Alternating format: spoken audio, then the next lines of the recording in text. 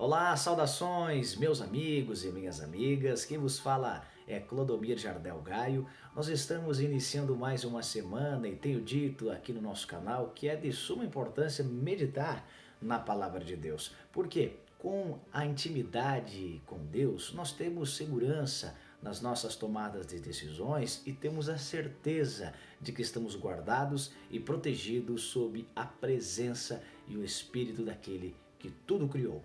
E hoje quero falar sobre um homem que foi segundo o coração de Deus. Já falamos aqui sobre ele no Salmo 23, aquele salmo do pastor, muito conhecido, mas quero hoje dizer e trazer o segredo da grandeza de Davi. Um homem que foi segundo o coração de Deus. Antes, se inscreva no nosso canal, ative as notificações, dê o seu joinha, comente, compartilhe se você está gostando. Eu vou caminhando, eu vou seguir em frente, vou sem reclamar. Sei que minha vitória eu vou alcançar. Os meus sonhos eu vou conquistar. Meus amigos e minhas amigas, olha só o que nos diz a palavra de Deus em 1 Samuel, capítulo 18, versículo 14. E Davi teve grande sucesso em seus caminhos, pois Deus estava com ele. Olha que frase interessante. A Bíblia está dizendo que Davi teve grande sucesso pela sua força, que Davi teve grande sucesso pela sua riqueza, que Davi teve grande sucesso pela sua capacidade? Não. A Bíblia está dizendo que Davi teve grande sucesso porque Deus estava com ele. Versículos antes nós vemos no sentido cronológico da história e diz: escolherei para mim um rei segundo o meu coração. E a gente acompanha no decorrer do texto que Samuel vai até Belém, chega até Jessé e pede para que ele mostre os seus filhos, e vem um a um, e Samuel unge o mais pequeno, unge aquele que estava excluído, isto é, Davi. Mas por que é que Davi estava excluído? É nesse contexto que quero chegar. A atividade que Davi estava desempenhando, isto é, apacentando ovelhas, não era a atividade de um filho de um fazendeiro. Era atividade de trabalhadores, de serviçais, de escravos.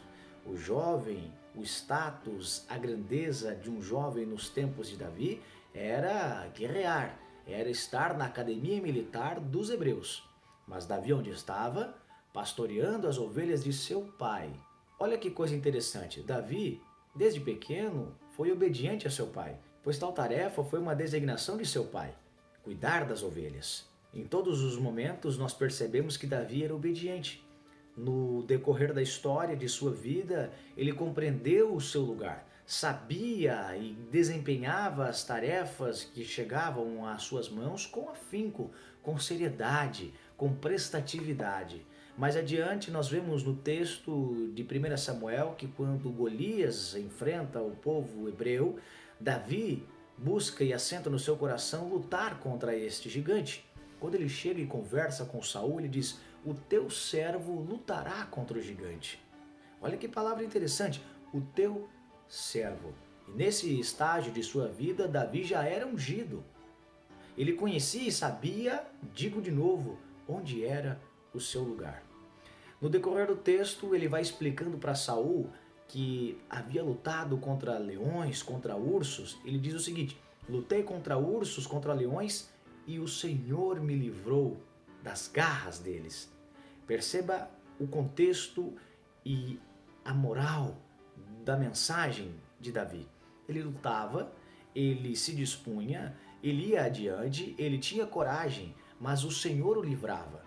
Portanto, nós devemos lutar, nós devemos seguir adiante, devemos ter a coragem de nos mover em direção à resolução dos problemas, porque o Senhor nos livrará deles.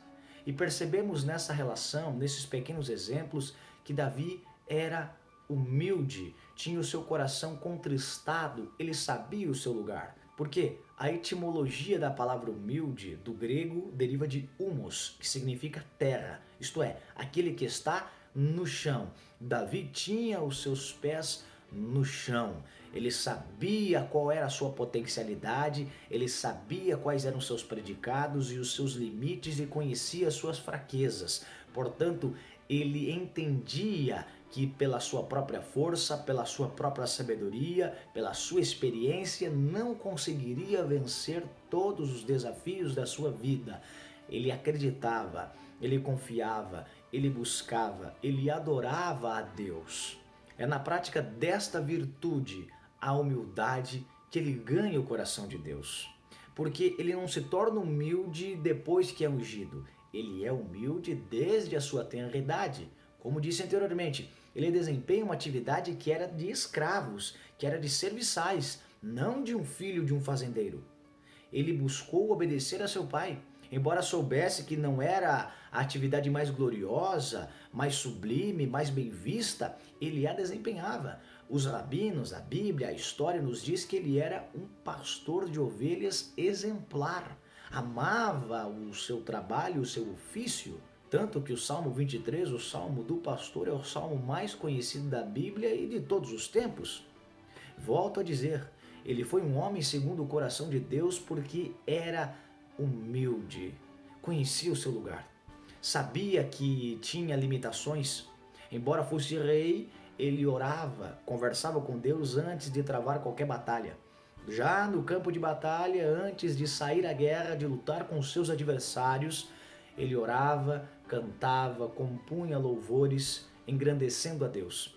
Porque não foi só quando lutou contra o Golias que ele disse: "Vou contra ti em nome do Senhor dos Exércitos", mas em todas as vezes em que ele travava batalhas, ele confiava em Deus. Ele dizia: "É o Senhor que me livra, é o Senhor que me guarda, é o Senhor que me sustenta, é o Senhor que me dá a força, é o Senhor que me dá a vitória. Eu apenas luto." Logo, continue lutando, continue perseverando. Lute e Deus te livrará. Lute e Deus te abençoará. Lute e você vencerá. Que possamos todos os dias ser virtuosos, isto é, sermos humildes, uma virtude exemplar, uma virtude sublime. A melhor de todas elas é a humildade, que é reconhecer a nossa pequenez, não no sentido de nos rebaixarmos, mas no sentido de conhecermos as nossas fraquezas, de sabermos as nossas limitações, de termos o bom senso. A humildade é a mãe de todas as virtudes. A humildade é a chave do sucesso para qualquer homem e mulher. Portanto, sejamos humildes por todos os dias de nossa existência. Deus vos abençoe, uma excelente semana e, claro, um abraço!